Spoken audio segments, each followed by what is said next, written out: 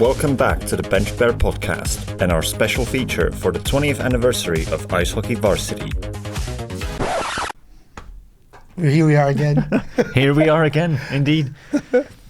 What the hell happened to your car? It's been 3 weeks that I've been trying to arrange this. My car? Yeah. Oh, fuck. Am I allowed to swear? Yeah, go for it. Oh, good, because that's going to be a real problem if I'm not allowed to swear.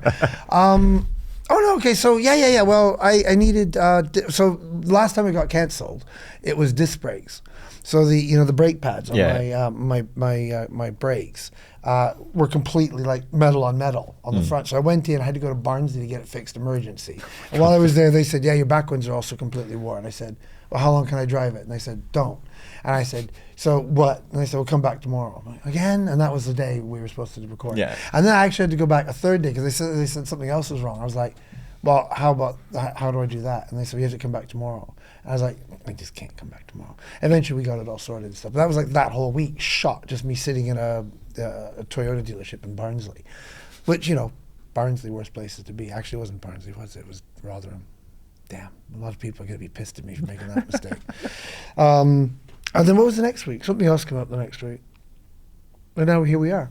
Here we are. Yeah. And you came prepared and looked stunning as ever. I know, but you completely the professional as always. And I just ran down and I'm still sweating. As you'll be able to tell, there's a camera on. You'll be able to tell I'm still sweating because I walked up the stairs. And Carell says, you can't walk up the stairs. You're too old. I'm sorry. I feel bad now. That's how I stay young. But I also didn't wear any Bears merch, which is like the first time because I didn't have to go to the rink today. So I'm at rinks every night of the week. So during the day I thought, hey, it's a day. Maybe I won't wear Bears merch. And I put something on. I should have worn Bears merch today. It's okay. The last episode we did in here, we also didn't have Bears merch. Oh, okay. So it's okay. I wish I looked classy like you anyway. You look classy enough. You've got a neat jumper on. This is my Swedish jumper. Oh, nice. I'm feeling very Nordic. I'm a good hockey player. Right? Yeah. So, to do a proper intro, welcome back to the Bench Bear podcast. Today I'm joined by Michael. Everybody knows him, of course, so there isn't really any need for introduction. Last time we spoke, we did discuss very briefly your surname, and really?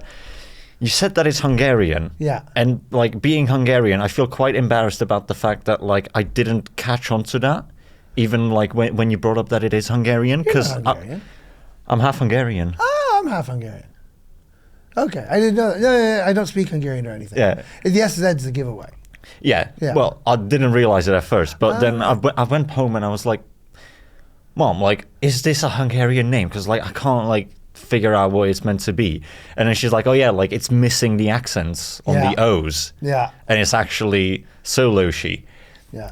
Or Szollosy, yeah. Yeah, it was supposed to have either normal omelets above the O's or they're the slanted ones. Yeah. The extended ones. Yeah. I want to claim them back. They got wiped when my grandfather emigrated to Canada 1920s, over 100 years ago, and they anglicized his name. So they went from SZOLLOS, probably I, with the umlauts, to Y, which I've really recently discovered. In Hungarian surnames, if you end your name in a Y, it usually denotes aristocratic origins. So why he went from Szollosy with an I to a Y, I was suspicious, but I've been reassured by my uncle who says, no, he wasn't pretensions above his station, it was just to anglicize it, which is nice. So yeah, I wouldn't want to get above my station or everybody thinking I'm trying to be aristocratic or anything. So. Yeah, I didn't know you were half Hungarian. How long have I known you? I told you last time. Did you? Is there evidence of this? Audio evidence of this? It's not published in the episode, but I do have the recording still. Right, okay. Of our conversation. I did listen to it, but it was quite some time ago, and old people in our memory. It's been 3 years. Walk upstairs. Yeah. It's been an insanely long time. But yeah, your family used to be winemakers. Yeah, exactly right. Yeah. That's literally the meaning of my last name is makers of wine. Yeah, it's kind of cool when I go. So I went with my wife on our honeymoon. I probably said this last time as well. Everybody's like, this is the same episode as 3 years ago. But, and we went to Szollosy, I think it's called, where my grandmother was from. It's in the middle of the wine region, Tokaj and all that. Fuck off. That's where my That's where my mum's family is We're from. probably related. What are the odds? Two half Hungarian guys playing ice hockey for the Sheffield Bears. We have to be related. Anyway, yeah. So my name is like Szollosy is pretty much on every bottle of wine made in that part of the world. So it's a pretty standard name. I'm gonna try to trade off on that and bank on it, because being Canadian, I still not got a British passport. Yeah. And my kids all now have 2 passports, but Canadian and British, neither of which let them get into the European Union. Thank you, Brexit. So kind of figured out we don't qualify. The other half of my family is Italian, and I feel more Italian than I feel Hungarian, because I spent more time with that side of that family. But Italians have got really tight about their citizenship requirements. They don't give it out just to anybody anymore. Yeah. So Hungarians apparently do, especially if you're white and you have a last name like Szollosy. And so we're trying to go get our Hungarian citizenship now. Nice. Which, as my daughter said, like, shouldn't we actually have been to the country before we try to get You've not citizenship? been? I've been, but they haven't been yet. So we're going to make a pilgrimage hopefully this summer to have a look. But it's an amazing place. I mean, Budapest is one of the most remarkable cities. So yeah, we might be trading off on that and try to get another passport for everybody, just so we have access to the EU, because that's a real pain in the ass not having that, frankly. So we're trying that. And of course, Brexit was not a good idea. no, definitely not. Can we say that? Is that like, we can be political on this podcast? Oh, we could just cut it out if we feel No, like let's leave it in. Let's be really political. Let's go heavy in. I'm just wondering. I was actually thinking about it on the walk down. I think I'm going to say something at some point where it's going to be like, I'm going to have to lean over and go, let's cut that bit out. And it's not going to be politics, because I don't care about politics. It's going to be, I'm going to say something about somebody in the ice hockey community in the UK, and I'm going to be like, we best take that out, girl. We don't want people knowing that I think that. Or I'll realize that, ooh, that might mean that somebody tries to run my daughter in a game or something if I say that about, she's got a game on the weekend against, who is it? I don't know. But somebody's going to run. I'd say, just because people like running people for the comments like that, I suppose. That's how it works? I don't know. Anyway, yes. Let's jump into Hockey stuff. the hockey stuff interview. Well, the main focus is obviously Varsity, because this is a series about Varsity. Okay. So we've got 3 questions that we ask everybody. Yeah. So I've got to ask you those as well. Yeah. First one, what does Varsity mean to you? Oh, it's really complex for me. It's really, really, really complex for me. For the longest time, it was just, I think for everybody, it's going to be this like amazing opportunity and everything else. So you're going to have to bank that, and all that still applies for me as well. But if you don't want me to be here for like the next 3 hours, you have to bank everybody else's answers. It's this amazing opportunity, and right from playing in front of 24 people the first time we did it, and then what it was last year, 9,000 people, my retirement and everything else. There's all that, but the development of it. So I guess that's something that's special to me about it, that maybe other people won't. Other people will play it and they'll say, "Oh, it's amazing if you play in front of that many people." But I remember when it wasn't that, and I remember when a couple of years later, we were selling out Ice Sheffield, but it was the Bears doing it. We did it ourselves, right? Yeah. So we printed the tickets, we sold the tickets, we promoted it, we did everything ourselves. Like, you've seen the 2006 first one, the poster for it, I made in Word using clip art. And You made that? Yeah, it was terrible. I could make genuinely decent, like I can get my way around GIMP and Photoshop and stuff now. But yeah, no, that was terrible, wasn't it? But it was like, what was it, £1.50 for I think tickets, so. and then £3 to get in or something. Amazing. So there's all that growth of it. And then the first time at the arena with 4,000, and then the first time with 8,000 and all that. Just ridiculous, right? Like, there's that love of growing. And then last year, seeing all the guys that were at the first one coming back, and they put them all in a box. I don't know if you knew about this. Actually, there's some good people to interview. Would be some of those people. But they were in the box, and they just came down later, and I talked to them in the bar afterwards, and they just sat there like, what happened? Like, this is amazing what it's become. They kind of knew because they saw it, but being there is completely different. I see a couple of them now more often in various contexts, and they're just like, they can't believe what the Bears have become. And that Varsity best represents that. And for them, and for me too, obviously, but it's a legacy, right? So it's something they did once upon a time that's now this massive event that they somehow gave birth to. It's like watching a child grow. So there's that. For me too, it's all tied up in family. You know, so like people ask me my happiest memory. One of them is right from Jonah, who I did. Yes, when you asked me what to say, I did forget when he was born. No, I did actually, but you know, that looks like it. I'll explain that one later. On the glass, you know, he was what, 2 years old, or one? It wasn't even 2. It was a year and a half. He was just stood by the glass. He pressed his hand up to it. I pressed my hand up to it, and then somebody took a picture of that. And Andy Cox still says that's like his, you know, one of his favorite varsity memories. Right to, I guess, the big finale last year. Last 3 minutes of the game, I'm killing a 5-on-3 with my son, who'd seen every varsity. You know, he was 1 year old when the first one happened. Pretty cool that. No, he wasn't 1. Sorry, my math's terrible. He was 2. I'm sorry. So yeah, so it's all tied up in family as well for me, and all my time here, and my own evolution academically, professionally, and not professionally, and everything else. So, yeah, I mean, what does it mean to me? It's just symbolically has so many different meanings, and so it's so imbued with meaning. It's hard to just pin it down. You've obviously played every single varsity so far. Yeah, I'm going to miss one now. It was really weird when they put the call out for shirt numbers of players. I was like, yep, got to get home. Oh. But still, 27, don't touch it. Fuck off. There's a big red line on the spreadsheet. Is there? Yeah. Oh, bless. On all of the spreadsheets with jersey numbers, every single one of them has a red line through 27. Oh, no one can get that. Oh, a good thing I didn't see that. I'd probably break out in tears or something. Jonas started this year, so my second son started Bears this year. We finally convinced him. I think his sister and brother bullied him into it because he played hockey, played decently well. He just decided he wanted to quit. And he's like, I'll give Bears a go. So first game, he didn't have a shirt. I said, well, wear mine. We're about the same size. So he said, you can't give him your shirt. I said, why? He's like, he's retired. It's like, he's my kid. If anybody can wear it. But now he's got his own shirt, so it's probably retired now. So anyway, sorry, yes, you were going to say. The question normally would be, how many years have you played varsity? Lots. You've done all 20 years. I got it so wrong as well. So many times people kept saying like, how many? And I kept saying very confidently, and then people were like, no. I was like, oh yeah. And even the year we first won it, I remember having a conversation with Cam Glasby, who had played for Hallam and then played uni the year we won it. And he said, so how many is that now? I said, well, it's 18. And he goes, so we're like 1 for 18 or something. And I was like, the maths just do not make sense on that. And then I said, well, I can quit now. And he said, no, you have to keep playing until you've won as many as you've lost, until we balanced it out. And assuming we won every one after that, which we didn't, and we probably won't, but, you know, fingers crossed, I think I added it up that I would be something like 67 by the time I got up. So, like, I'm old now, but I'm not that old. Yeah, so now I've forgotten. I should know this. First one was 2006. And then we missed 20 and 21. So you at home can do the maths. I'm looking right down the camera. I hate seeing me. Turn around, I see myself. For those of you at home, I turn this way and I see myself in a very high definition. And I'm thinking I gotta dye the beard. Anyway, so look for that.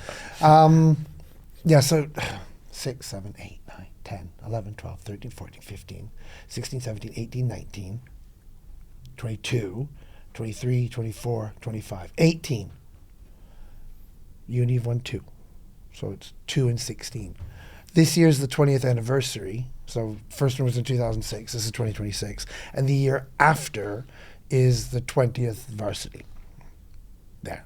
Get all your merch requests in now from that, right? I've been like on Jane going, this is the 20th, got to do something this year. And then next year's also the 30th anniversary of all varsities. So I think they're going to do something special from that. So, yeah. So I played it a lot. To varying degrees of effectiveness. I'm sure you were always a valued contribution to the team. Not always. I think the first couple of years, I think I was a bit. I think I was better more in the middle. People don't believe me because I scored last year, but nobody else can remember the last time I scored, and neither can I, to be honest. But there was a good run there where I scored every varsity. Like, it was just de rigueur. I would get 1 goal. I was never the superstar. And I can go through all the UDF ones and tell you who they were.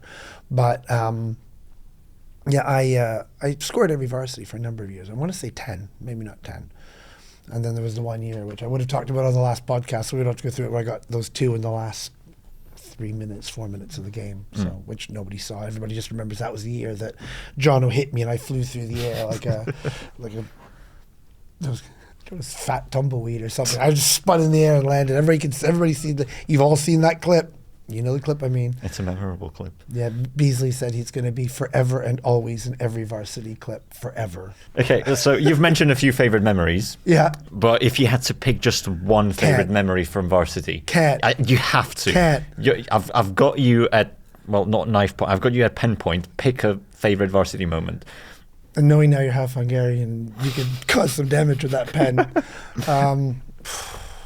God. I seem to remember. Can I? Oh, that's cheating. I was going to try to get around it by collectively picking one, where because I remember at every varsity, looking up at the stands, finding my wife and kids, and looking up and having to apologize every year for losing yet again. And that was on for year after year after year. And every year I'd be fine, and I'd look up and I'd see them, and I had a little tear in my eye. I'd say, "I'm so sorry." So. Okay, can I do a top 3 and then I'll pick one out of the top 3? Okay. Okay. Actually, 2 of them are going to be from last year. No. All right. So, okay, so 3. 1, the 2 goals in the last few minutes. We ultimately lost that one, but I mean, you can't, my mum was there. Oh. Yeah. And my mum, the master. No pressure. No, well, that was it. No, well, see, my mum's died since. And it was like, remember her being there has been really touching. And she turned to my wife after I got those 2 goals. We still lost in the shootout. And my mum was queen of understatement and said something about, well, he couldn't have done much more, could he? And that was like, for my mum, she might as well have gotten down. That was an amazing statement. So there is that one. Even though we lost it, weird circumstances how that ended as well, because we sent out our team to take the penalty shots, and not one of the guys got called. The people I called, they called 3 random numbers. So this, every once in a while, I just turn to Beasley and say, how did that happen? He still doesn't know. There was a miscommunication between the 2. So that has to be 1. That was pretty good. I guess the year we won, that's a pretty good feeling. I didn't know what that was like. I almost didn't know how to respond. I look back, I see the moment where we win, and I'm literally turning around. I just don't know how. Everybody else is celebrating, and I'm like, what do you do when you win a hockey game? I forget. Also, it was very conflicted because that was the first year ever that my wife and Will weren't there, because Will got suspended, and he was just like, I just can't bring myself to come to the rink. So there was that moment. But winning's a good feeling. And then last year was just the whole event, right? Like I said, from the last 5 minutes of the game, not even, won the puck, gave it to Josh Fall, go down like 2-0. He passes, great pass, managed to shovel it past Jack. I still tease Jack because he's way too good a goalie for letting the likes of me score on him. And then there's that. I can't remember what period that was in, to be honest. But then the end of the game, Lewis turned to me and said, go 5-on-3, kill it. And I look, and there's Lawson and Will. And there are 2 people I want to end varsity with. Like Lawson, I don't know how many times we played together, so that was sweet. Then finishing it with Will was pretty cool. And there's really no better penalty killers than those 2. I think I would have turned around and said, I ain't going out there on 5-on-3, except I saw those 2, and I was like, nah, I'm safe. And then the big thing at the end, which I totally did not expect. I thought at the end, I saw Beasley coming down looking at me. I'm like, oh, you're going to say something, aren't you? All right, say it and be quick and be done with it. So I want to go lie down now. Hurt the pain at my age of playing that game, because the adrenaline just takes over and you forget about pain and everything else. Yeah. And then when you get to the bar afterwards, it's like, ow, I really hurt. And then they pull out, then Andy and Greg came, and I was like, uh-oh. And then they had this big thing, and I'm like, uh-oh. And then I thought, oh, come on, nobody wants to see this. And I looked up, and this was actually really, really cool. And I see just most of the uni stands are still there. It felt like it anyway. I mean, you can't see everything. And just they're all doing a little heart thing. I was just like, I got all fluttery and teary at that moment and trying to hold my shit together, but it didn't work too well. That's probably pretty good. It's a pretty good capper. And I know that Humpty had a lot to do with it stuff, and Beasley planned it out and stuff. That's all very well done. Well done, you guys. That was good. Make an old man cry. Well done. In front of lots of people. Yeah, okay, that one wins. That's a good way to end. Yeah. So, those 3 questions over. That was 3. Yeah, that was 3 questions. No. And you've stretched it out. We're already at 20 minutes, and I've only asked you 3 questions. How much time do I get? We've got this booked for 2 hours, so you've got loads of time. I'll try to rush it. Old man telling. I feel bad for the person who's going to be editing this. You're basic. Oh yeah, you're basically. I'm outsourcing it to you, Joe. It's like basically sitting down at a fireside chat with an old person, say, "Tell me stories, Grandpa." Well, back in the year. Yeah, but that's why I love interviewing you, because like I ask you one question and you ask yourself like another 10 questions as a result. I suppose the good thing about me is I'm just like absolutely so wired on caffeine all the time that when I start rolling, and I wanted another coffee before coming up here. I was like, let me get another coffee. I don't feel awake enough yet. But what were the 3 questions? What does varsity mean to you? Yeah. How many years? Yeah. And your favorite memory? Oh, because how many years is really easy for me, Yeah. isn't it? Okay, right. Yeah, we've done those. Okay. The first varsity, Yeah, ice hockey varsity. yeah. How did that come up as an idea? Who like organized it or like brought up the idea of making a ice hockey varsity? Honestly, my memory was just like, we have a spare ice slot. What should we do with it? We had no game planned.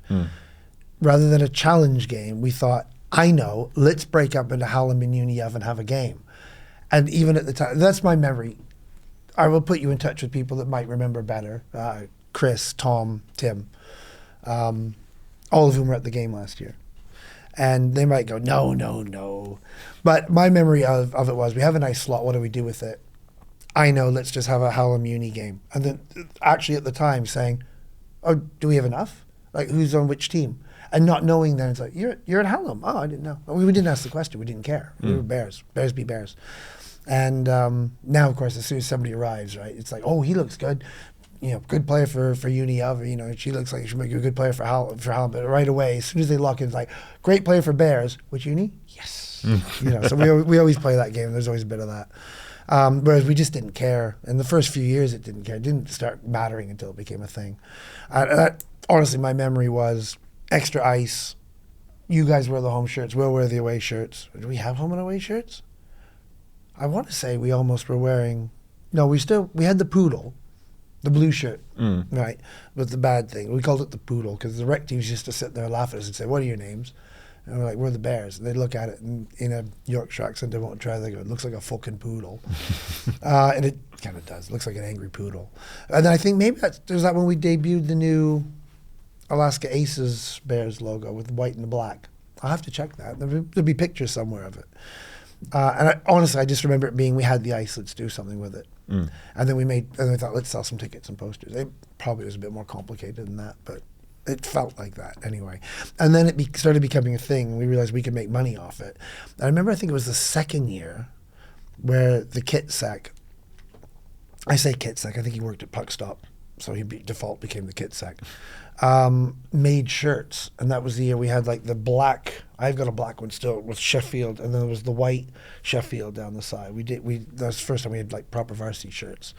And the guy who did it was doing them the night before while drinking. And if you look at the shirts, as the numbers go up, the lettering gets more and more wonky because he's just, by the end he was pissed apparently.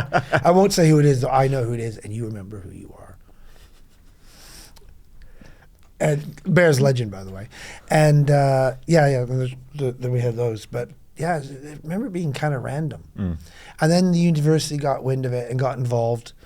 And then the more they got involved, the bigger a deal it got. In the first few years the university was involved, we were still selling the tickets and we were still doing the planning. I remember one year when the university moved it to the arena and started taking over some of the promotions. We'd always just done the posters and stuff. And I remember one year getting a text from somebody, I remember who that is, that's Rob Firth, who sent me a picture of the ad on the bus stop. And it had just a picture of a hockey player. It says, "Come to ice hockey winter varsity." And we freaked out because we thought, oh my God, we are so big time now. Because we're in an ad on it was a tram stop, university tram stop. And we had one of those big ads. And we thought, we've arrived now, look at us. And then it just got bigger and bigger and bigger after that. So it didn't start out as like an official varsity event then? I don't think so.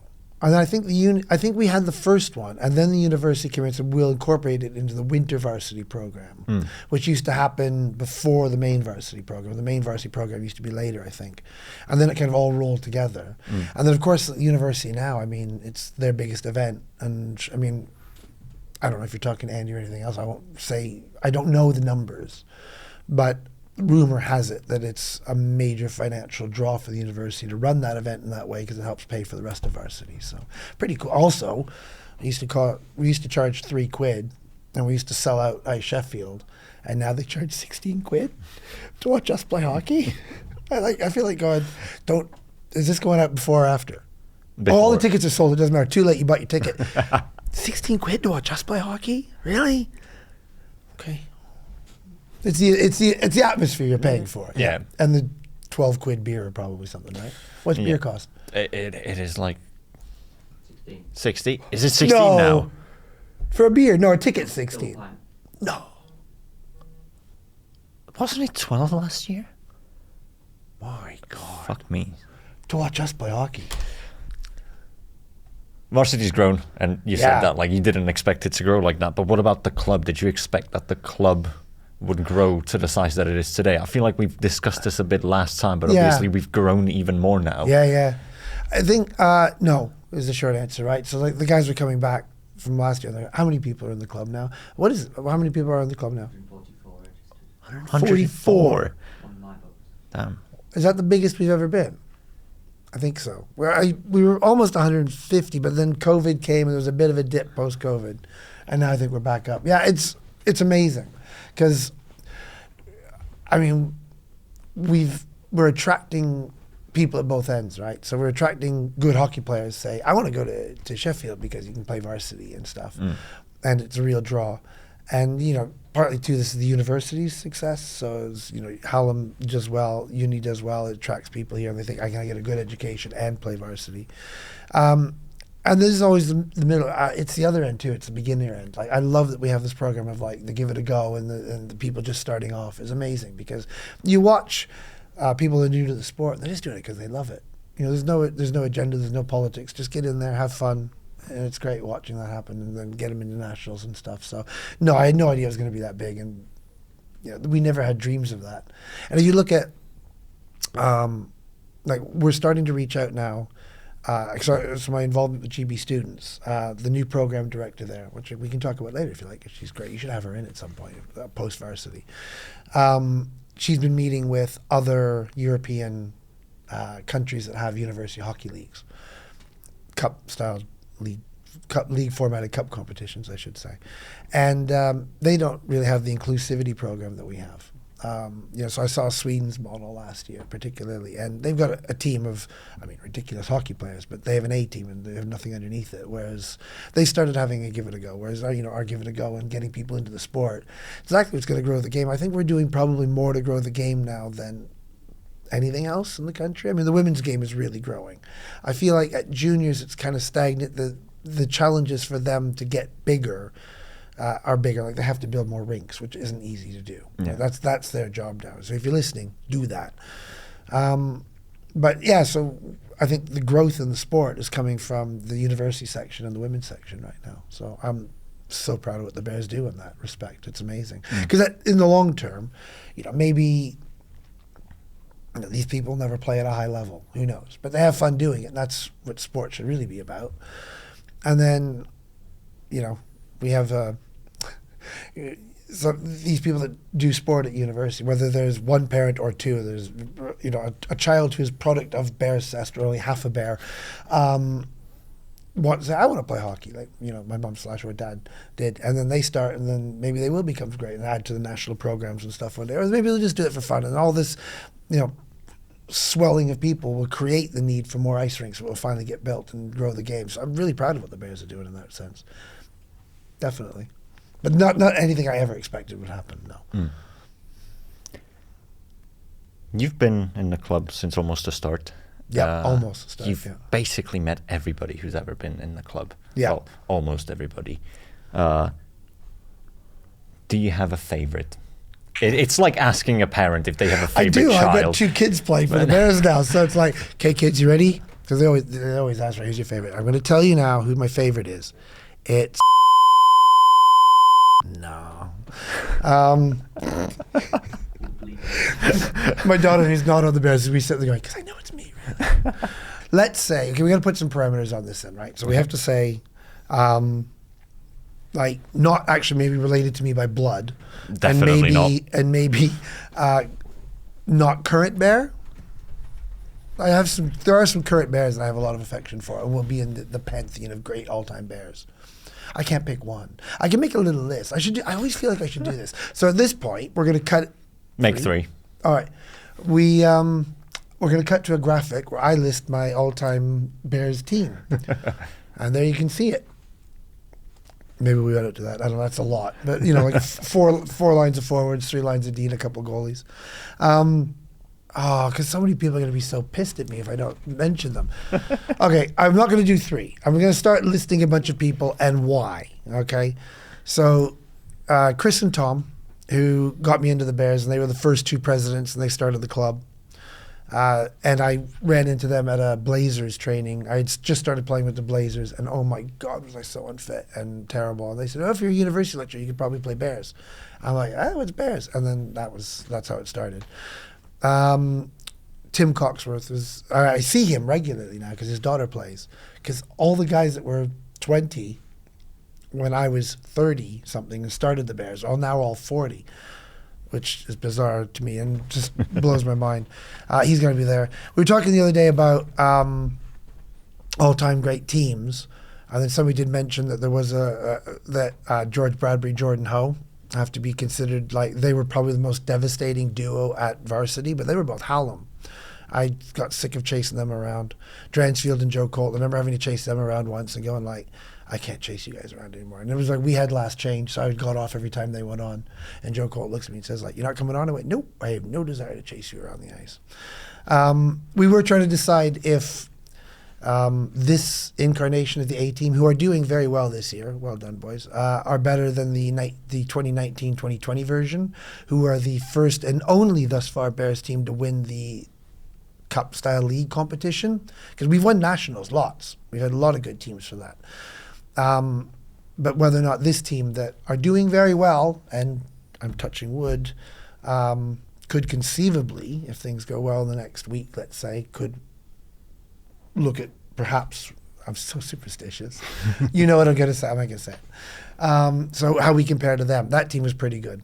So there were some guys in there like Steve Rogers and Tom Ralph and a lot of those guys I've already mentioned. That's just a stacked team. I haven't said, so on the other side of things, Rob Firth, savior of the club, because he came in at a difficult financial time for the Bears and basically just rescued us from a financial pit that we were in. And no, literally, like when people say like savior of the Bears, like he literally pulled us out of having to almost go broke. And he's probably one of the people that will actually listen to all of this. So there's a shout out, bud. I can't do current. So I guess Lawson has to be in the mix because otherwise he'll be like, hey, why didn't you mention me? And he'll call me and be mad at me. You will. You would. You know you would. Don't even pretend. Anyway, go on. Going back to the Varsity poster that you've made. Actually, hold on. So you're asking me who my favorite Bear is on the Varsity poster. This is torture. Okay. The poster. Yeah. I've had a look at it again. Can we put it on the screen? Yeah, it will be on the screen. Yeah. You're looking at it now on the screen. There we go. Yeah. As you can see on the screen, it says that there will be a giveaway and there will be prizes. Now I'm wondering, what were those prizes? That's a great question. Oh no, that's fantastic. I don't remember. Probably just like some free beer or vodka shots or something. We read it ourselves. There was no sense of like, you can't do this, you can't do that. We just kind of like, whatever. There might have been, maybe we gave a puck away or something. I don't know. There was going to be no. It was prizes. I don't know what we were thinking. It was a real cowboy operation in those days. Like you saw the poster. That was good. It's not as bad as you say it is. It's high tech for those days. Yeah. Social media wasn't a thing. Like there was no Facebook. I remember it was a couple years after that the Bears moved to Facebook. And I was like one of the oldest people on Facebook at the time. And now I'm young by Facebook standards. That's how old Facebook has gotten. All your grandparents are on it. I don't remember what the prizes were. Something that you might remember. I'm hoping that you do. I'm old. Who won the first varsity? Hallam. Hallam won all the varsities until that one year. They won it year after year after year after year. For 16 in a row? 16. No. Yeah. 17. 16. 16. 16. Then we That's- won one. Then Hallam won one, and then we won one. How many does that take us to? 19. Because Right. this is the 20th. No, this isn't the 20th. This is the 20th anniversary. This is the 19th. Yes, 16. They won 16 in a row. And then we won 17, 18, 19. Yeah. Okay. Yeah, they won 16 No, in a row. wait, this year is 19. Yeah. So they. Yeah. No, this one's So- 20. Oh. Because 15 in a row. you missed. So I'm going to try to count. Ready? 6, 7, 8, 9, 10, 11, 12, 13, 14, 15, 16, 17, 18, 19, 22. That's 16. Yeah? yeah. We won 23. They won 24. We won 25. Yeah. So 16. 16. 16 in a row. They won the first one. Yeah. I don't remember the scores. I do remember. I got a lot of newspaper clippings. I keep wanting to create like a little archive. I'm going to do. I'll digitize Newspaper it all. This was Yeah. in the newspapers. Because Forage used to be in print.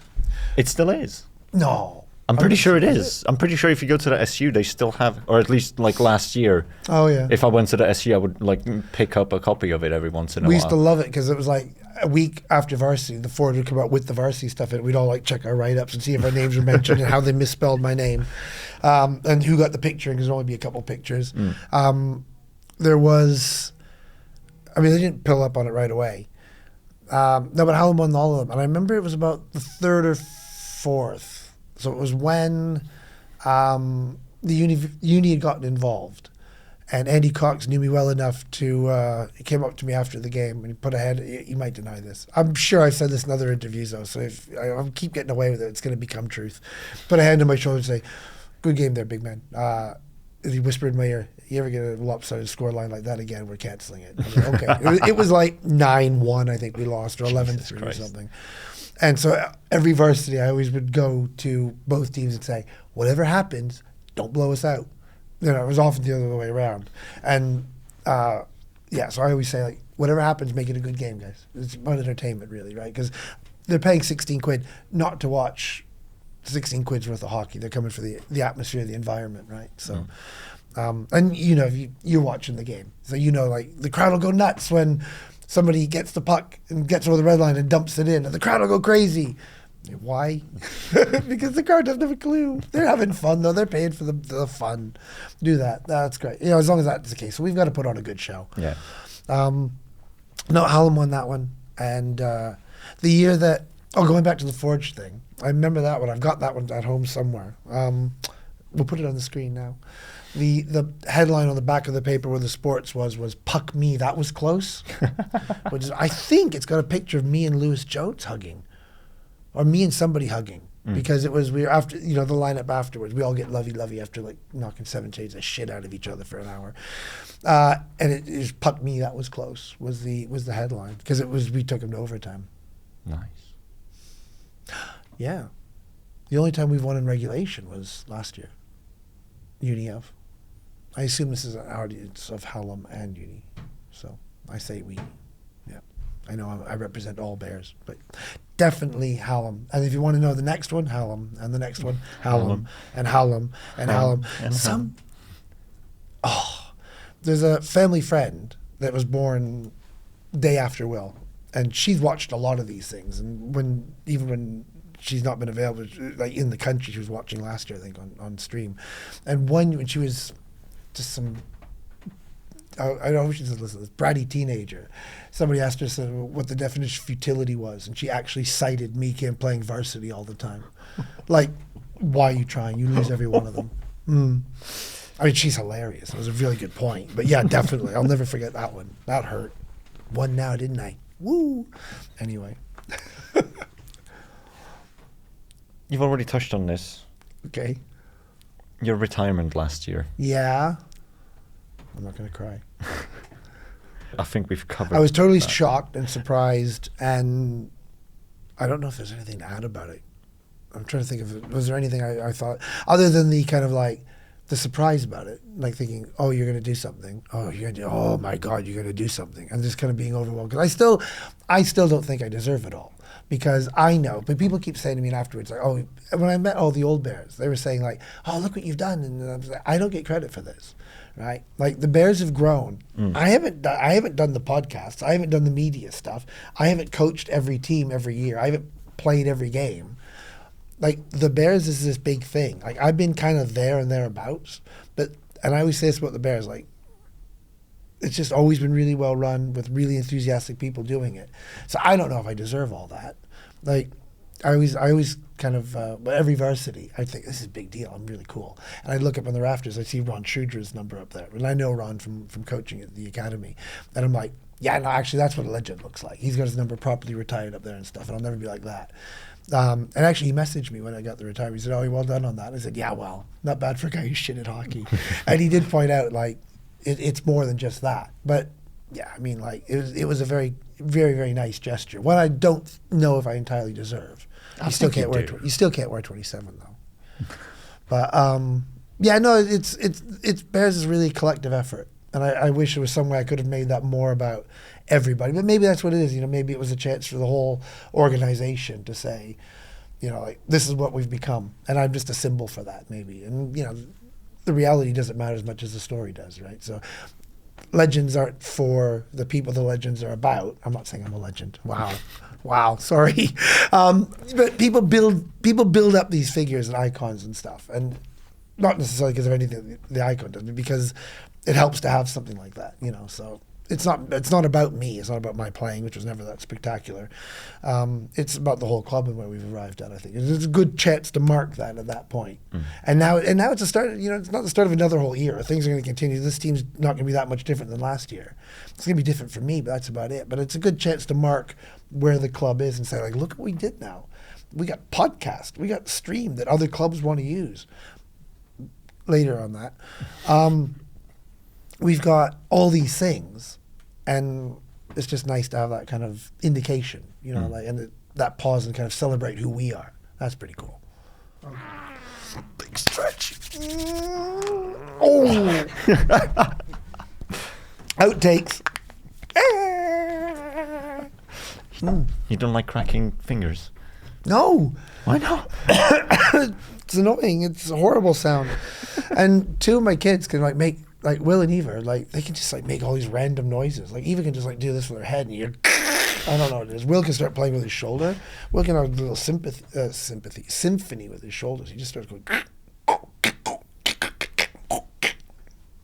That's what happens when you've dislocated shoulders, I suppose. I've got a friend who can like crack this joint on your thumb, like That's the not top good. one on the wrist. It feels really weird. And then a different friend can dislocate his thumb in that joint and just like have it like flop about and then like just flip it back in. Did you tell them that they haven't adequately represented human beings and they should go back to the mothership and try to get that fixed? That's weird. You shouldn't be able to do that. And why are they all your friends? I don't know. Something about checks. Excuse me. One of them's Brazilian. Oh, well, that explains that then. We've touched on how Varsity and the Bears has changed. Well, touched. You spoke a lot about it. I guess we got a lot of other things. But what's your vision for the future of the club? Ooh. You always got to have something. And that's what I love about, and that's something that's about the Bears. I said this before too, and it needs saying again. So this is important too. About talking about those guys that were here before. There's certain things that are in the culture of a club and like in the fabric, and those are really hard to change. I think when I took over as head coach, I wanted to change a few things, but always in Bears DNA were a sense of fairness and a sense of fun. Right, so we don't take ourselves too seriously, and yet when we play hockey, we often play very seriously and still have a laugh doing it. Like, it's really nice to see where the teams are right now. Like I watched like even the A's last night. It was a very professional performance, yet we were still having a laugh. But the most important thing with the Bears is we just never settle for wherever we are. So there were teams before that, you know, they would win Division 2. I can tell you which team. I'm not going to say. But Northumbria would win every year Division 2 and not go up, because they didn't want to. That's why they have an enforced promotion rule now. And then Bears, we always. So like the first year we played, before I joined even. The Bears were born in Nationals 2004, I think. And they entered Div 2 and they won it. And then we played in Div 2 the next year. But we got to Nationals. We've been winning, just beating everybody. I don't think we won the league. But we've just been beating everybody. So we asked to be moved up into Division 1, knowing full well we were going to get rinsed. And we did get rinsed. We got absolutely hammered. But I remember then talking to Tom and Chris and Tim, who were running the club. I think they were the first 3 presidents. And they said, no, we don't want to just hammer teams low down. We always want to push ourselves and do the next thing. And this is what we need to do, the next thing. So they actually started this thing that I think we've carried on really effectively. So we're always pushing. So like the first year we had a D team. The first year we had an E team. I played on the first E team. Long story, that one. This is the first year we've got 2 women's teams, which is really important. We weren't the first club to have 2 women's teams, but it's really important for us to make that step. Yeah. First women's varsity, really important, because that's where a lot of the growth is in the game. I mean, look at our numbers now. Look how we got to this number. Look at the ratio of women to men. And then I don't know what's next. I feel like it was really important for me, partly because of my association with the Shadows now, is to get more out of the women's game. But that's just response to our numbers. If we've got that many women, we can't just have them be an afterthought in this thing, right? So, and then women's game has to grow, because it's just treating women's sport as second class isn't okay anymore. And that's something I got out of working with the Shadows and everything else. But maybe that's why I'm at the Shadows, because I firmly believe that. I don't know what's next. I think we're hitting our peak for how many teams we can have, because the BUIHA is already saying, like, this year, ask for your team entries. You might not get all the teams you want, because they're getting to the point where there's only so much ice over 3 weekends. And when Sheffield Bears say we want to enter 15 teams, they're going to say, okay, slow down, right? And our teams will get better as a result, and everything else. But I don't know what's next. I suppose 2 things. So for the more beginner end of the club, entry level of the club, I'd say an in-house league would be good. The barrier to that is ice time. It's hard to get that, but I think there's no reason why we can't do more. As we get critical mass around kind of D, E, F development, as we can have an in-house league. That's something we should definitely look at. And then I think for the higher end of the club is more international engagement. So I know that GB students, for example, are reaching out to Slovakia, Sweden, Finland, the big European countries, to try to create a league. Now, in some ways, the BUIHA is way ahead of these places.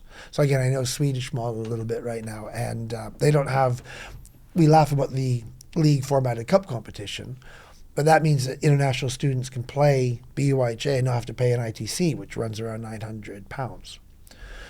Which is prohibitively expensive for most foreign students to play league hockey here. Yeah. Plus, they have to clear waivers and visas and all sorts. So it's a really great way of being inclusive. So in some ways, BUIHA are a model for other European countries. The hockey's not quite there. So, we can't just pop over to Sweden and say, like, hey, Uppsala, let's have a game, because I can't imagine a team we could take over there that would be competitive. So maybe that, or maybe we find other ways of working with these associations to do development camps or host international tournaments. I know there's a lot of interest, BUIHA and the university, of getting something like that, just to make Sheffield, to firm up Sheffield's reputation as the center of ice hockey. So I think those are two places to go. I think I'm kind of high right now on our women's varsity. That has to become a proper sport. Like, it's right now still a development game. I think the reason why it's not is less to do with us and more to do with the points system of overall varsity and how much they can include. But yeah, so I think the next thing, that's a good, let's decide that now. Yeah, let's make that 2 things we should really focus on. Like, more playing opportunities for more people, more game time, which is good for development, also just really good for fun. And then, the international stuff is starting to flow now a bit too. Partly because, when I got involved in GB Students all those years ago, I was a men's coach. It was fine, but there's a lot more energy in the program right now. The people in charge now are putting a lot more resources into it, and they've got Essie at the top of it. She's an amazing, like, dynamo of activity and connections, and she can make things happen. So hopefully if that happens for the BUIHA, that opens up opportunities for the Bears. So I know the BUIHA is to go away for development camp and stuff the Bears can do on our own maybe as well, or with other clubs. Also, I probably want more connections with the Bears with other clubs as well. So like my role in BUIHA, I see a lot of that. I see a lot of opportunities for having other clubs reach out to us, because a lot of clubs, I think we've got a good model and other clubs should be following our model. Yeah. And a lot of people in other clubs are interesting. So how do you do that? How do you do this? You know, like even just sharing training information and stuff like that. Just keep it really collegial. That's probably a weird word to use in a college sport, but yeah, just keep it. The community, the ice hockey community is very small. We got to work together. Yeah. You know, so as much as we might hate the Mavs, we got a lot in common with the Mavs. So we should have a lot of connections with the Mavs. They're just down the road, and like us, they're a big club with a lot of the same challenges. So I'd say those two things though. Do you see a Bears own rink in the future? Oh yeah, I dream about it often. No, I like literally close my eyes. I could see it. I could picture it. Big jumbotron, everything else. I do say all the time. So every chance I get, I meet with anybody in the IH or now Ice Hockey UK or BUIHA. I'm like, so rink. Well, literally, I chatted to Andy Cox the other day. He's like, so what can I do for you and the Bears now? And I said, well, build us a rink. And he's like, yeah, okay. Or he told me about the plans for the new sports facility they want to build. And he was telling me about this and this. And it's fascinating. It sounds great. I said, right, where's the rink going? He's like, cute. It's expensive to make ice and build ice and to maintain a facility like that. But, you know, I just saw somebody popped a graphic up the other day. Like, in the UK, there's one ice rink for every, like, 1.5 million people or something. And in Canada, okay, Canada's not fair, but, you know, there's one for every, like, 13,000 people. That's a difference. And if you want to get better. And it's not just about getting better. Like, I know I'm literally an elite coach now. I coach a national team. But, yeah, if you want, what the sport's supposed to do is give people fun opportunities to stay fit and participate in communities like this, and you just need more. You need more ice, Yeah. and that's what we got to start providing. And a lot more focus needs to be on that. If for 1 second I thought the university could do that, universities have their own challenges right now. They have nothing to do with ice hockey or sport or anything else. Now we're going to get political, but they're in no position right now just to give us the millions it would cost, the outlay. I mean, there are ways of doing it cheaper. Like when I was talking to Andy, he's like, where are we going to put an ice rink? I said, got Goodwin. It's a pool. Flood it, freeze it, done. Why is this a problem? He knew that was a joke, I hope. But yeah, I mean, like, there are cheaper ways of doing it, but that ain't it. And there's the problem that it doesn't reliably get cold enough here, just like open the door and spray it with ice like we used to do back home. So. But yeah, I think those are things we should look at. But yeah, I'd love a Bears rink or BUIHA rink based in Sheffield or well, you know, Cambridge have their own rink. Yeah. Like literally Cambridge's rink is their own rink. Like Cambridge built it. But unfortunately, that's Cambridge. They got endowment money, and apparently they do really crazy things. Like if they want it for the university team, they just tell everywhere else that get out. Uni team needs it then. I mean, not literally. They don't show up and go get off, but the university team gets priority ice slots. And, you know, we don't have it too bad. Ice Sheffield treat us pretty well, really. You know, like other clubs have later training than we do and pay a lot more for it. What clubs has a later training than we do? Whitley Bay. Oh, Whitley Whitley Bay. Bay. Well, I feel like that's an exception. Yeah, but, you know, and all the planted ice rinks, they're something else. And they charge a lot more. That is true. And we've At got least good we don't have moldy we've got a showers. good relationship with Sheffield on the whole. You know, I mean, like, could it be better? Sure, but you know, we've got enough Bears working there now that, yeah, I feel like we've infiltrated their ranks. So, but yeah, we it's the kind of thing you've always got to work on. But you know, we've got to be grateful for what we got and hope for more. Oh, Bears ice, that'd be so cool. We call it. What would we call it? Ooh, The Bear Cave. Bearina. That's good. That's good. Bear Cave may be a bit obvious. Any thoughts? Answers on a postcard. We're showing now the best suggestions along the bottom of the screen. Joe, I think we need a poll. Yeah. One thing I forgot to ask you. Yeah. What was the varsity COVID varsity simulation? Because I was already in the club or I've just joined after it. Yeah.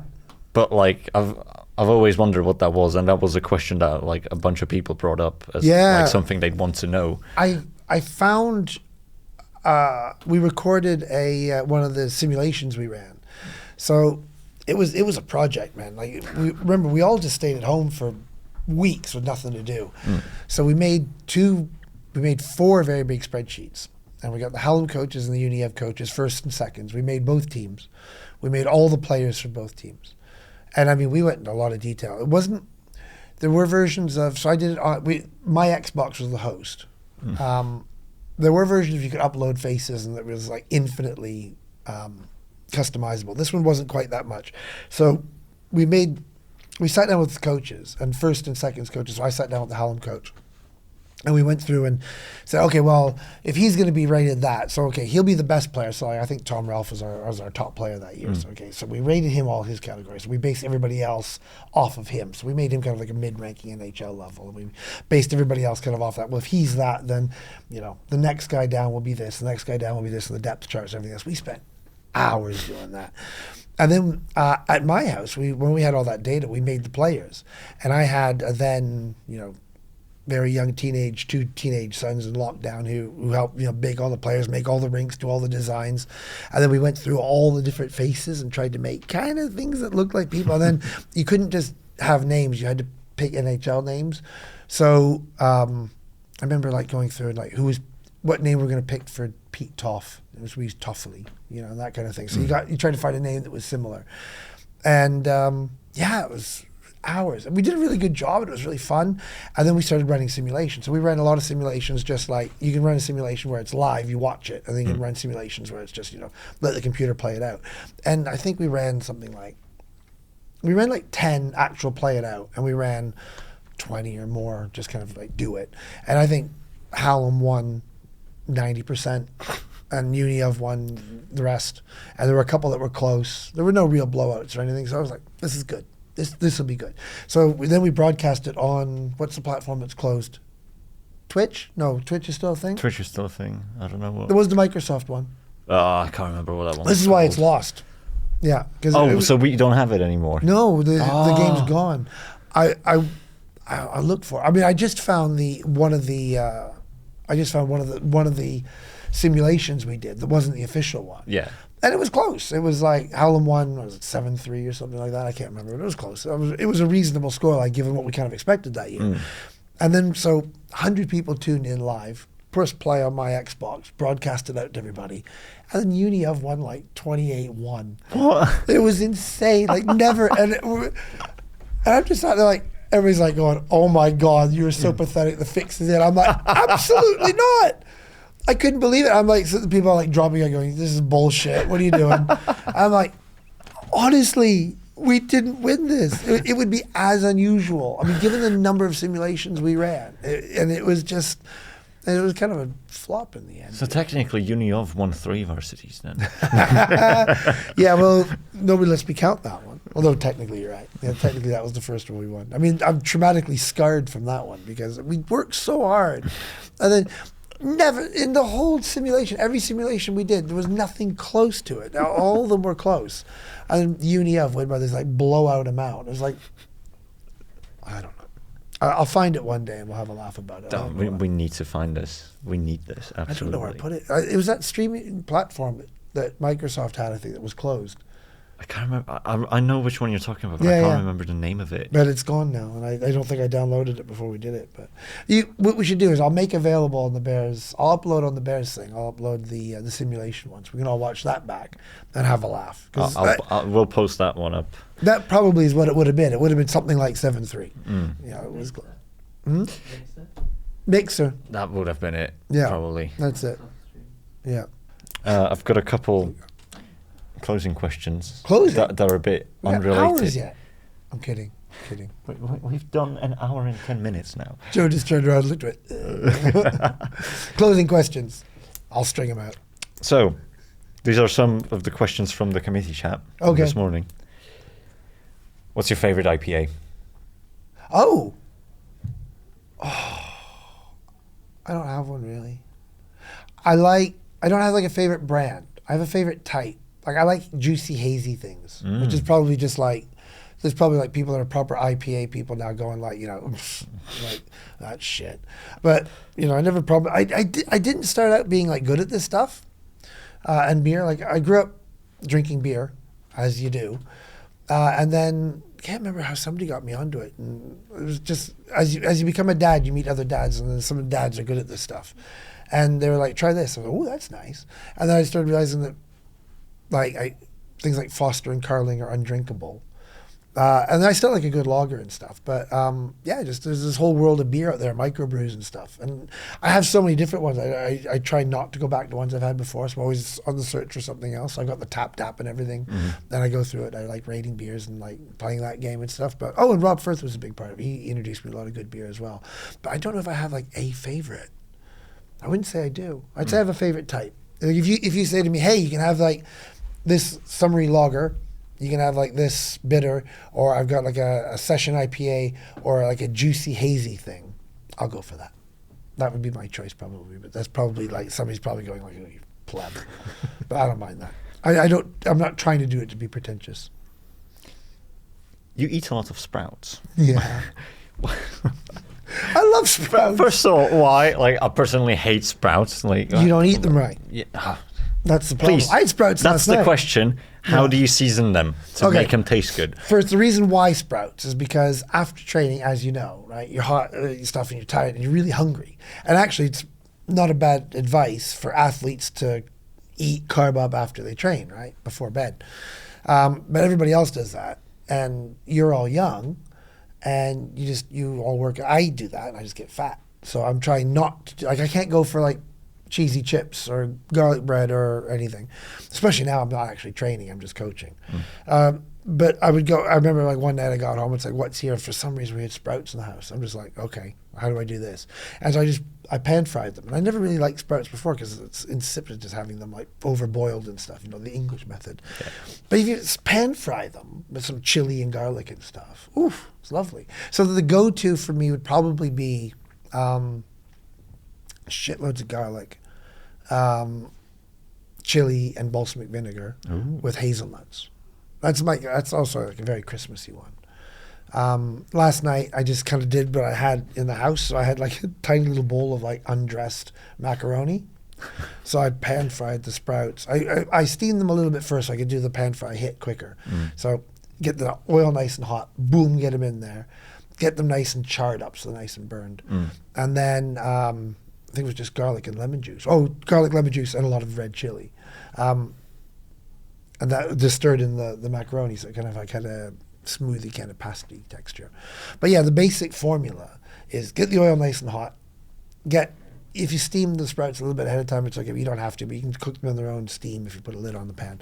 So nice and hot, boosh, sizzle, sizzle. So you get them nice and like burnt and charred bits, right? Wait, when they're almost done, throw in your at least like a chili and garlic or something like that, or soy sauce, and you need something like an acid. So like lime juice pairs well with soy sauce, or lemon juice with olive oil, or balsamic vinegar or something. Put that in right at the end. Serve it up. Nice. There's a formula right there. I might have to try that out. One of my parents. Oh, actually, a bear now. Caitlin Stocks. Your mum got me a book. Cookbook all about sprouts. Still use it sometimes. It's got some great stuff in it. Every once in a while, surprise maple syrup sprouts. I should say that. Maple syrup sprouts. Yeah, because you just put it in. So you cook your sprouts as normal, and then at the end, so you put in maybe chili and maple syrup. I mean, you're Canadian. Why am I surprised? Yeah, well, yeah. I literally put maple syrup on everything. Like you get that big kind of English breakfast. Making a Canadian breakfast, just pour maple syrup on everything. Eggs, sausages, beans, everything. So good. I'm not kidding. He doesn't know if I'm serious. I'm definitely serious.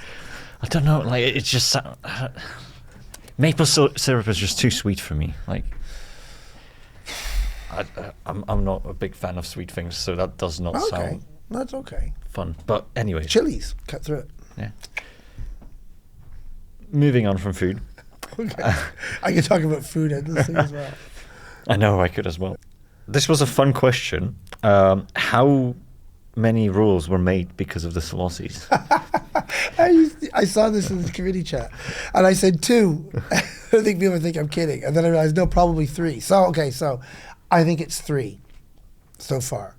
So I don't know if this is because of me per se, but there were 2. So long time ago, when Jonah was playing under 11s, they created like a new under 11s league, and they had a system. They wanted it to be like cross ice. No, it wasn't cross ice yet, but it was on the buzzer and all this. So that year,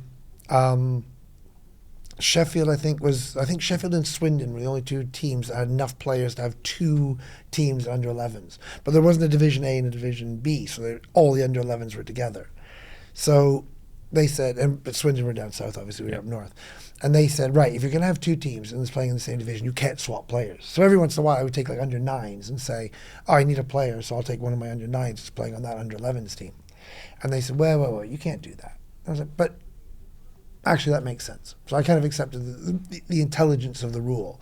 So I'd like to think that not because of me, but because of stuff I was doing, they had to stop doing. They introduced it, which you think now doesn't matter, but we have the same problem now. So like if in Bears this year, we have D and E team in the same league, you can't swap players between that league. But we've had A's and B's in the same league together, which happens regularly. They can't be in the same league. So I don't think that's a me thing necessarily. But it's something I was doing that they said you can't do anymore, which makes sense. I totally endorse that. The other one was also that year, they had a thing where it was on the buzzer, so you'd open the door and people would go out. And I don't know if they're still doing this because I haven't seen a game in a long time at that level. But I soon realized that the first period, so you'd have the buzzer and my line would go out, my line 1, my line 2, my line 3. And in the second period, because I was blessed with a very good team, most of whom were went on to be like GB under 16s and stuff, and we're in the England program, that we'd always be on attack. So we'd be in the opposition zone, and then the buzzer would go to switch lines, and the puck would be in their zone. And because in the second period, we were really close to the opposition net, we just always beat the other team there. So how does that work out? What I realized was we had to stop switching ends.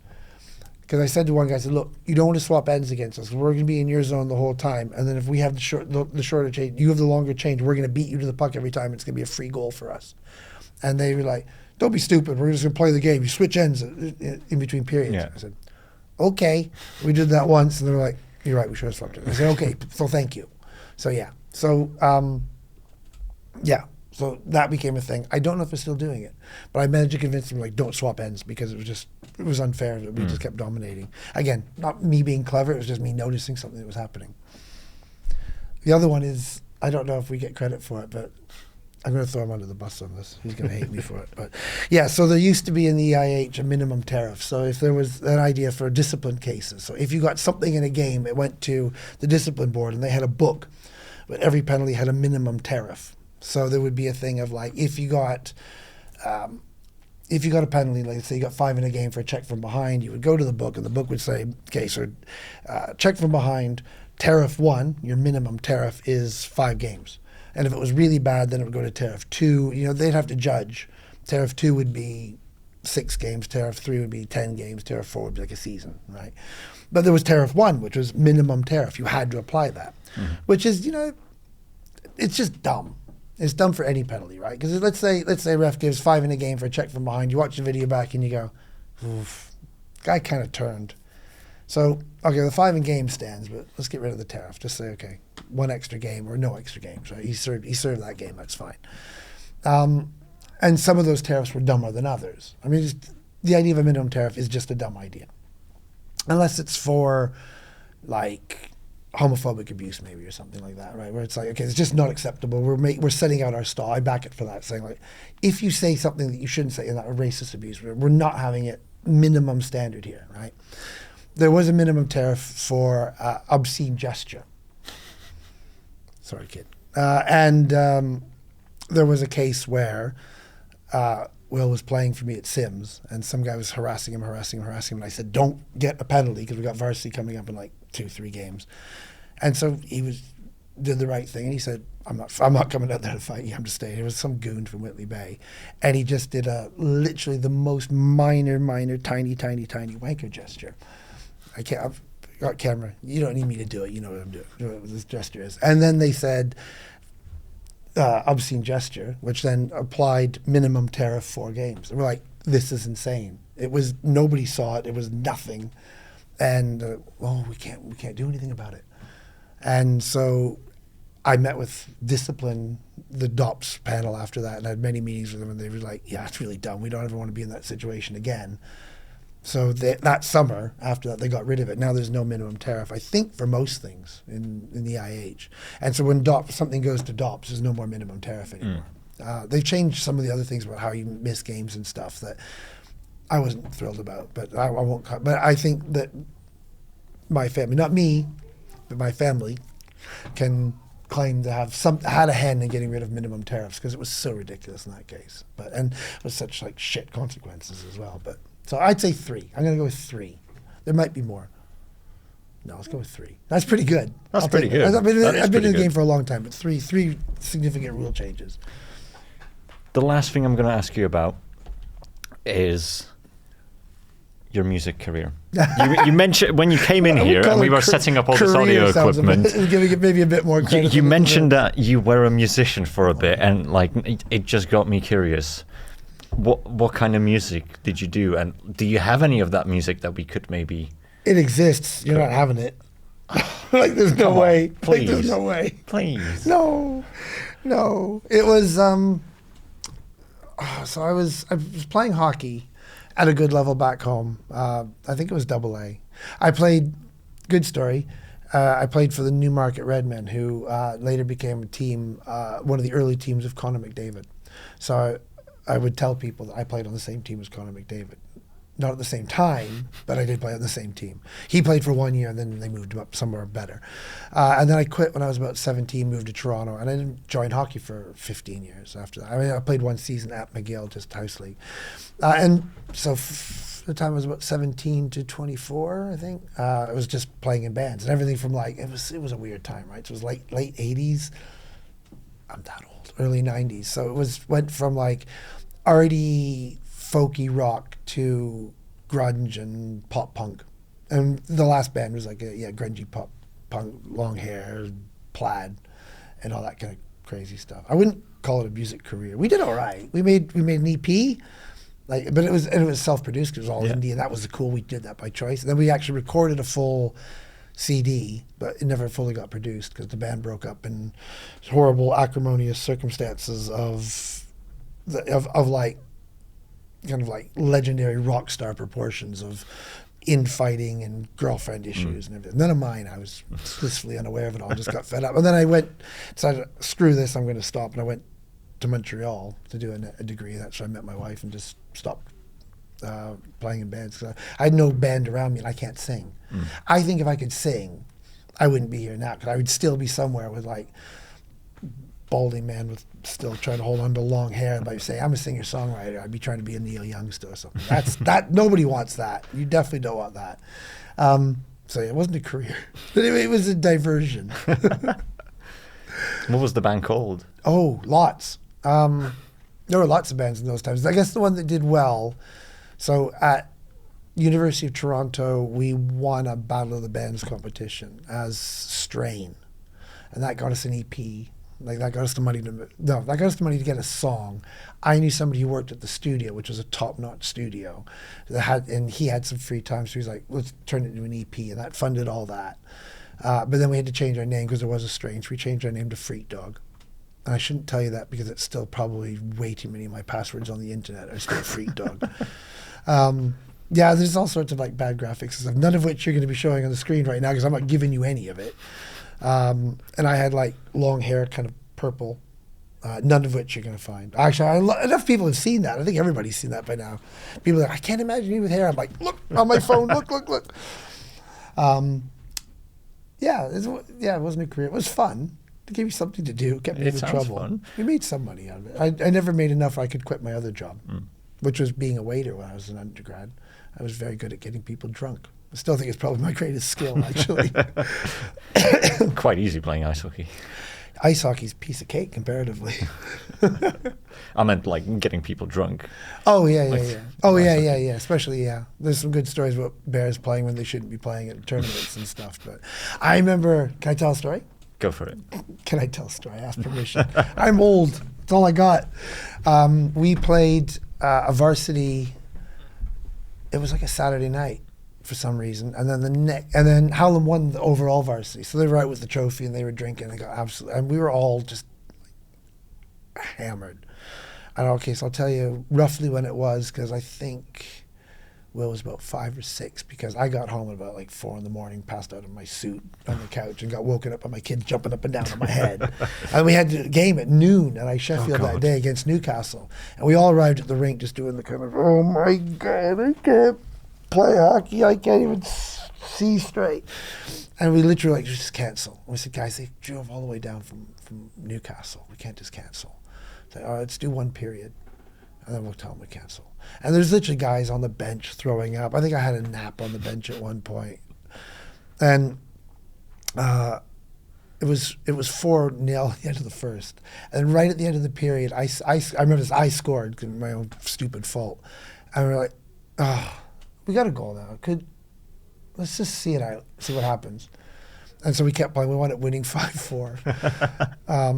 I don't think I scored again, but it was my fault. I got that one. And why did I get on that story? What was my point?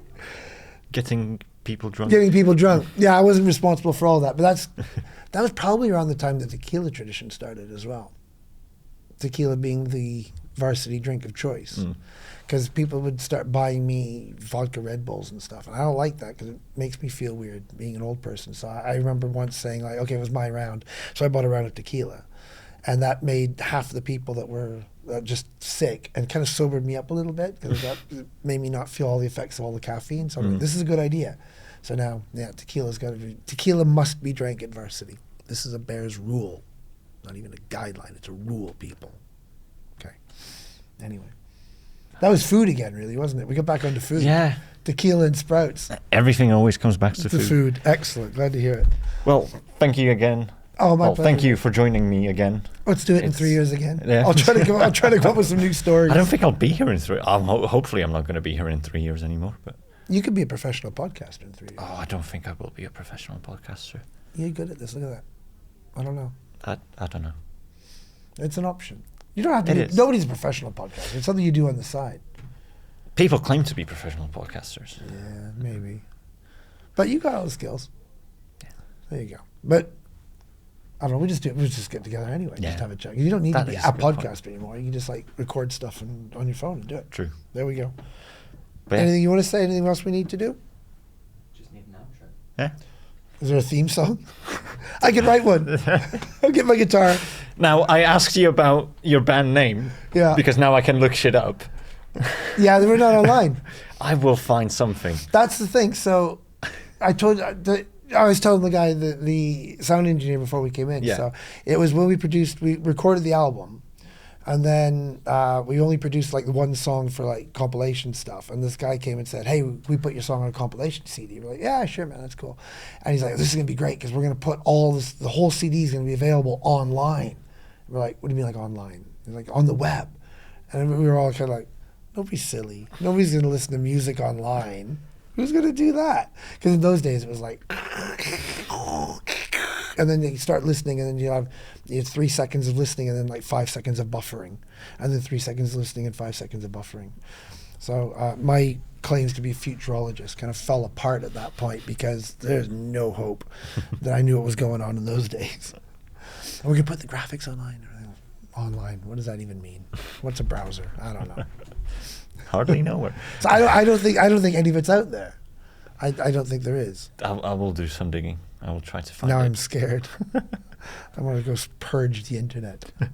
There'll be something else. It won't be what you think it is. You'll be like, "Is this you?" Right now, you'll be like posting something up on the thing. I'll be like, "This is not me. I don't know what that is." I'll just pretend it's not me. There might be a picture of me. I'll just say, "That's not me. That guy has hair. Not me." All right. Evil. He's evil. He lured me into that.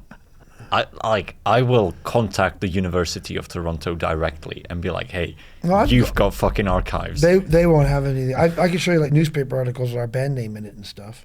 You can have a song, but I get to pick which song. If you find it, I'm like, "Not that one. I'll give you a different one." Okay. But you have to find it. Okay. Good luck with that. Don't you look too hard. Don't you help him. I didn't think this was you. Hijacked me.